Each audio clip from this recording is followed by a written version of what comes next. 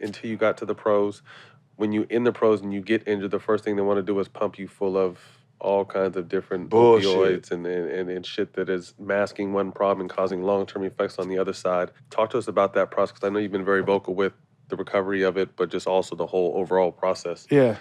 Well, I remember one day I was sitting in the training room before practice, and I was watching each of the guys come in for practice to get the Toradol shot. And I started doing the math. Like, I was like, if someone plays 8, 10 years and they have to do this every day for practice, like, what is this doing? What is this doing to our bodies? And real quick, I don't want to cut you off. Please remember your thought. Toradol is so strong that when I was with the Clippers going into the playoffs, I got hit by Dwight Howard and had a minor tear in my shoulder, so in my shooting arm. So during the whole round, like during the week, I couldn't barely lift my arm. I'm doing rehab to lift my arm. I'll take the Toradol shot 2 hours before the game, and I'm totally fine. Totally fine. Tell people, like, unbelievable. You go to practice without Toradol, you feel like you're 85 years old. I couldn't imagine doing it in practice. I had it in the game. I felt like Superman. That's the year we beat San Antonio in the first round. In that last play, I blocked Kawhi. That was my hurt shoulder that the day before I couldn't even lift. Yeah. So it's real. So I understood why, but I was doing the math, and I said, I got to find, like, some other way to take care of myself. Destroys your liver, too. And I just started smoking more, and then finding, like, how to take care of myself. Like, I would spend a little bit more time stretching. And also, it was when I smoked and stretched, I, like, was really getting in there. Like, and focus, really, like, You have a different focus. Yeah. How many years did you play? 11.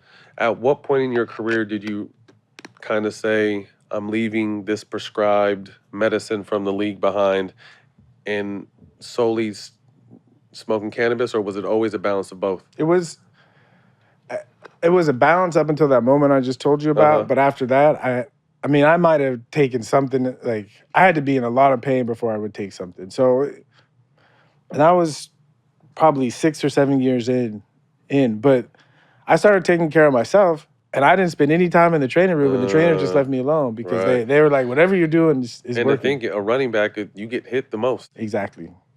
Whether you're blocking or running. That's a beautiful thing. Damn. See, I think in the long term, like, if these sports teams start to support players using cannabis, it's going to save them a lot of money. Point blank. That's simple. What do you think about high profile athletes now, not necessarily coming out in hey, I'm out here smoking, but knowing that they do use it, and there's kind of a perception now that they're starting to realize, like, okay, the best players are actually using this too. What is your thought about that? I mean, personally, I think that the players should be out there saying, yes, I agree. I use this. I agree. Because, what I found is so many people come up to me and they've said, I was like, had an attitude about this and I was against it until, like, your story and I saw you. And because of that, I tried it and it helped me. Right. And so I think players coming out and being honest is just going to really help a lot of people get access to this that for whatever reason in their mind or whatever, they don't have access to it. And stop worrying about what people think. And I think that's the biggest part. Like, even me, I stopped smoking because I'm Muslim. But then again, I know I need it. But I know I'm one of the most righteous people alive. You know what I mean? And it's just got to get to the point where you do what's best for you and not worry about what people say. And I think that's why a lot of players don't come out and talk about it.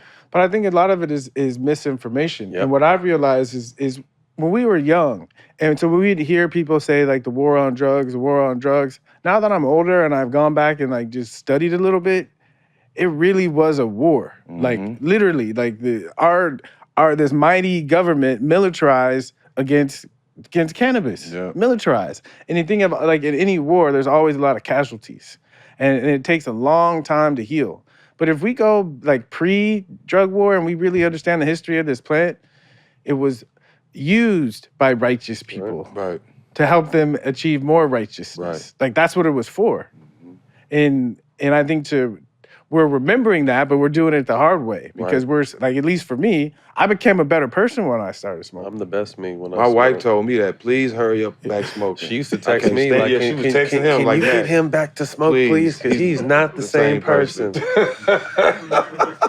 Facts. No, it's needed. It's needed.